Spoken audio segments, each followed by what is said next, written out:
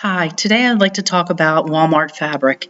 In a previous video I made a very quick small quilt out of Walmart fabric, and I got a lot of responses to that video. So today I'd like to go over the pros and cons to using Walmart fabric and hopefully help quilters save a little bit of money on some of the projects that they do. The Walmarts in my area, for the most part, have stopped cutting fabric. They've gone to these pre-packaged cuts of fabric, went anywhere from like a quarter of a yard, so a fat quarter, all the way up to 3 or 4 yard single piece. So it makes it very convenient when you go in there. You really don't have to wait for anyone to cut the fabric for you. The only problem is if you need like a yard and a half, you're just going to have to buy 2 yards of that fabric. With that said, the fabric there is very inexpensive. It's about the third of the price of what a quilt shop fabric costs. So about a third of the price than my local quilt shops. And I'm finding that my Walmart is carrying some trendy cuts of fabric, some trendy designs. Like this one here, the blue and the yellow is kind of something similar is into all my quilt shops. A lot of the designers have come up with a design where they're using the blues and yellows this year for spring. Viewers have asked me about the quality of this fabric, and I've found it to be really tough. It's a tough fabric, long-lasting. There's only 2 negatives that I've really found with it, and I can work within those. And one is it's really wrinkled. When you get it, it has a lot of fold lines in it, and you're going to need to do a really heavy pressing to get all those wrinkles out. Which in the long run is not a big deal. The other thing is some of them, and actually Walmart carries different brands of the fabric, so it's different companies making this. Some of it may not hold up to as many washings and be as color fast as some of maybe your quilt shop fabrics. With that said, if you're going to make something where you're not going to wash very often, it really doesn't matter.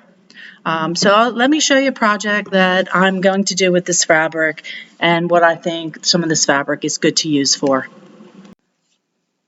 For Walmart fabrics, I tend to use it for really quick projects. I don't use it for something that I'm going to spend a lot of hours on and put a lot of work into. I have it as my go-to fabric for super quick, super easy kind of things and some test things that I'm making, things that I want to test to see if they're working, so I'm not wasting very expensive fabric.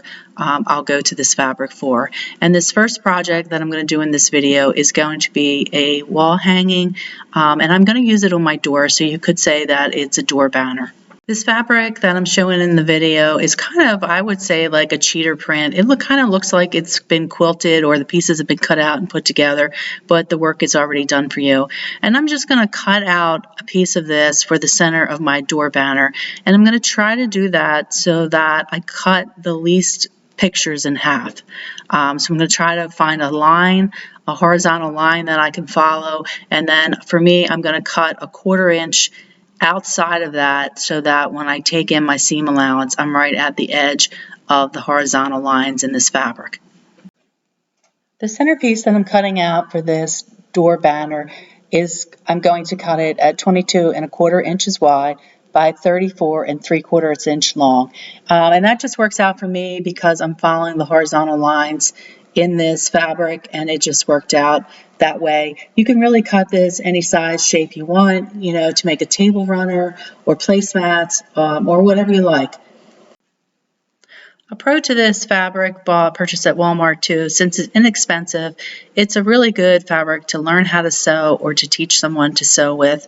I have kids, they're kind of grown now, but I taught them all how to sew, and you don't really want to invest a lot of money when you're first starting out with projects because you have a lot that you end up not really liking or they don't turn out. And when you purchase inexpensive fabric, you don't feel so bad about throwing it in the trash. Like you hate it, but sometimes you feel like you have to keep it because you spent a lot of money for it. With this fabric, if you hate it, you just chuck it. You have to say it. You can't keep everything that you make if you're a serious quilter or seriously into crafting, because you just end up with too much stuff over time. Back to the door banner. At the top and the bottom of this piece of fabric, I just found a line that I wanted to cut on, and then I cut a 1/4 inch away from that, so that would be my seam allowance. My piece of fabric I've now cut out. It's 22 1/4 by 34 3/4, and 34 3/4 is the longest I could get out of it with making a straight line and a good cut out of the 36 inches that I had in the 1 yard. And I want this to be longer, so I'm going to actually piece some fabric together to make this a little longer, and then I'm going to put a border on it to make it wider. This is my piece of fabric for the center of this wall hanging, and towards the left you can see a yellow rectangle, then a white rectangle, then a green rectangle, and I'm going to try to repeat that pattern to make a piano border on just the top and bottom of this piece of fabric to make it longer for my door.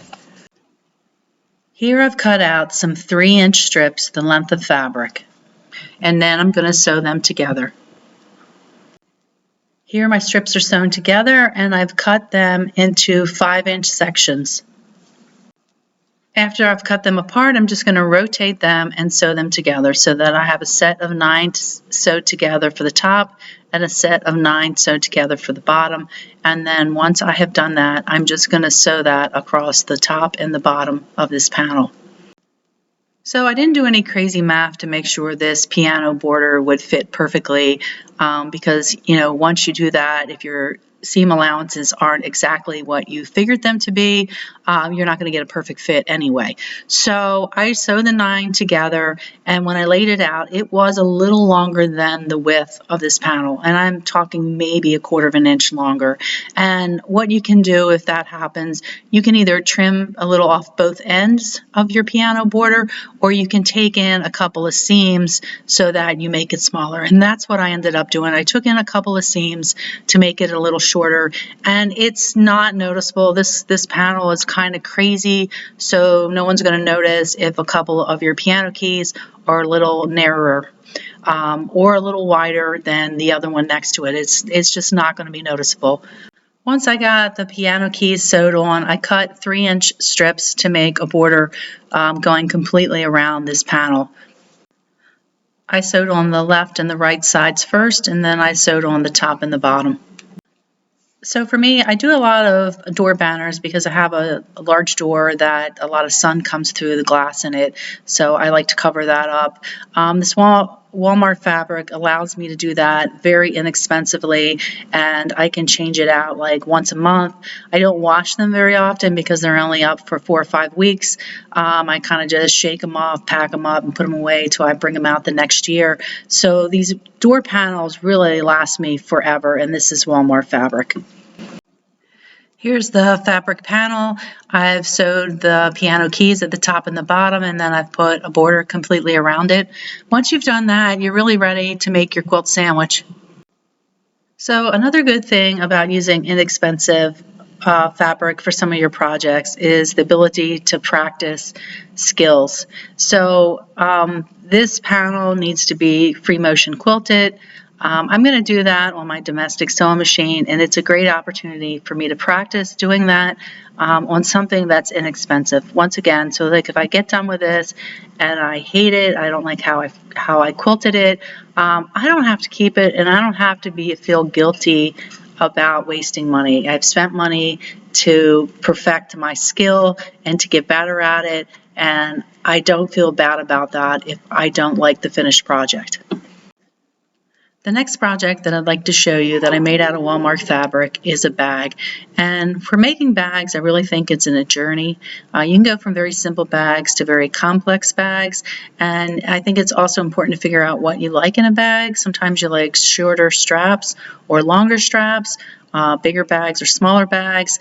So it's easier to figure out what you like with an inexpensive fabric and then recreate it in a more expensive fabric. For this bag, I've cut out 2 pieces of fabric, one for the outside of the bag and one for the lining, and they are 19 inches by 29 inches.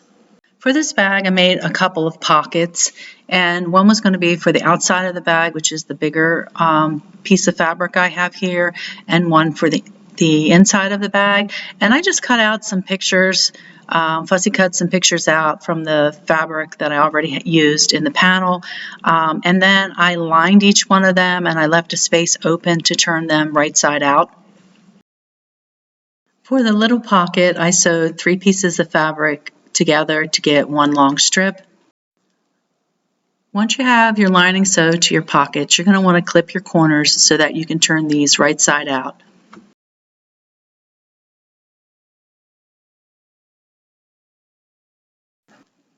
Once you've turned your pockets right side out, you're going to give them a good ironing to keep them nice and flat. And then you're going to sew across the top edge of the pockets, both pockets, just so it keeps its shape. And then if your opening in your pocket is to the bottom or the side, we'll close that up when we stitch it to the bag. For the inside pocket, we're going to sew that into the lining. We just want that single piece of fabric, the lining fabric. We're going to find the center of the lining fabric by folding it in half. And then we're going to fold our pocket in half. We're going to center that from right to left. We're going to line up that center line. And then the top of the pocket should be 3 inches from the top raw edge of the fabric. When you have the pocket pinned in place, you're going to want to sew down one side, across the bottom, and up the other side of the pocket. And you want to backstitch at the starting and stopping point for the pocket to make it strong. And then I also sewed down where my fabrics changed so that I had 3 little separate sleeves in my pocket. For the handle of the bag, I cut a 2.5 inch strip of fabric that was width of fabric 40 inches long. I folded that right sides together and I sewed down the long side of the strip with a 1/4 inch seam. Once I was done with that, I folded the fabric in half and cut it in half so that I had 2 equal length strips of fabric. I then turned the fabric right side out, I pressed it, and then I sewed a 1/4 inch seam down both sides of the strip for both handles. To put this bag together, you need a place where you can lay it out with right sides of fabric together. So your inside pocket should be facing the right side of your outside fabric. And you just want to lay this out so they have all the raw edges aligned. And then we're going to fold back the top edge a little bit so we can mark and align the handle. So for this handle, we have to pin it so that it's inside between these 2 layers of fabric. And we want the handle to be 2 inches to the right and 2 inches to the left of center. So if you can find the center of your bag, the top edge of your bag, you're going to pin the handle so that it's 2 inches to each side of this center.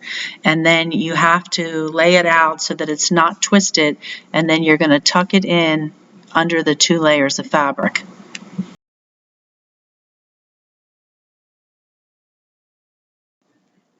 Once your handle is pinned in place, you're going to take your outside fabric with right sides facing the pocket, and you're going to pin that over top, and then you're going to sew this with a 1 inch seam. So you want 1 inch seam allowance in this top edge. So once you've sewn this together, you're going to go on to the opposite end of this fabric and sew the other handle in place. The spacing will be exactly the same, and the handles go on the short ends of this rectangle. Once your handles are sewn in place and you've done the top edges for your bag, you're going to flip this fabric right side out. Once you flip this right side out, we want to give it a pressing so that we flatten out this seam here. And then we're going to sew a 1/4 inch from the edge and then a 1/4 inch from that seam. So then that will be a 1/2 inch down from your edge. And what this does, it makes a real strong hold for your handles. Once you've sewn both top edges of your bag, we want to go ahead and add our outside pocket. And what you want to do is you want to sew the outside pocket on the side of the bag that does not have the inside pocket.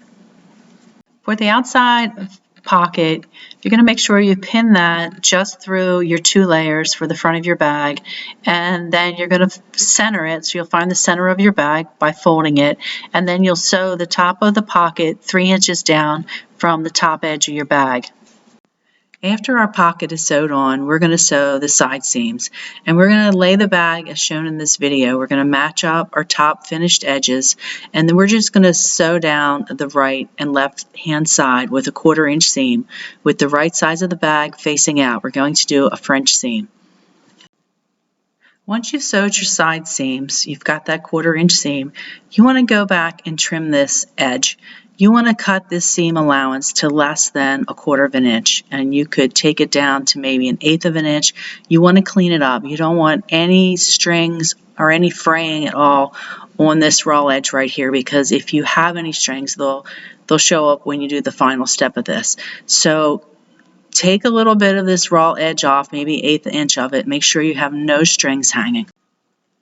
Once you've shaved the 2 edges of your bag, you're going to turn this bag inside out. You're going to fold it inside out, and you're going to press the seam.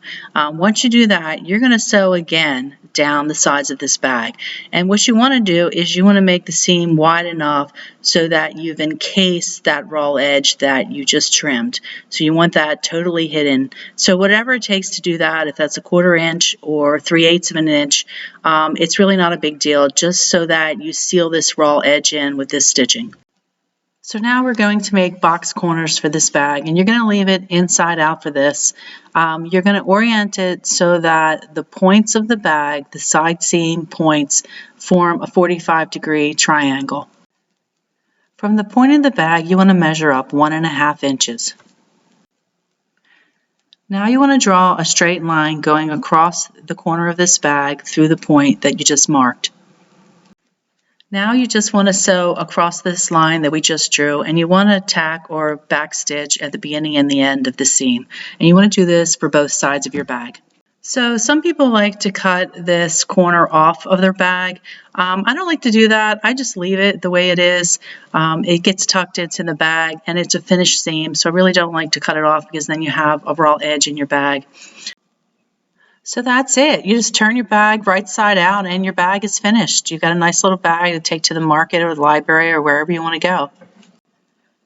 So this is a bag made from Walmart fabric. As you can see, it's perfectly lovely.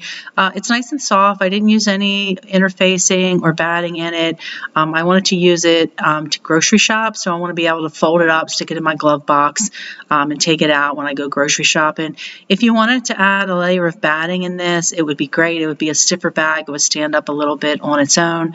But as you can see, the Walmart fabric is a nice fabric. You just have to know that, it might not be, what you're expecting from a quilt shop, but it's perfectly lovely fabric for some of your quick projects. So one of the things I like the best about Walmart fabric is if I make something out of this fabric and something goes wrong with it, I spilled juice all over this bag, or ketchup, or something that would stain it, that it wouldn't come out in the wash, and I have to throw it away, I don't feel like I've lost a lot of money. So that's the good thing about the fabric. If you want to make an heirloom quilt, I would stick with quilt shop fabric, because that is something that you want to last a very long time, and you're probably going to keep it safe and pamper it. I like this fabric because I'm going to use it hard, and if it gets messed up, I'm not going to be upset about throwing it away. I just wanted to put out that in making this video, I'm not trying to give Walmart more business or take business away from small quilt shops.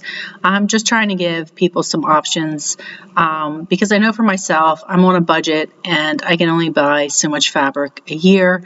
And if I buy the most expensive fabric, I'm not going to have very many projects to do, because I'm going to be very limited. So I do look for ways to save on some of my quick projects, my test projects, and then I save my money for my designer fabric that I want to make something that's more intricate and more special to me.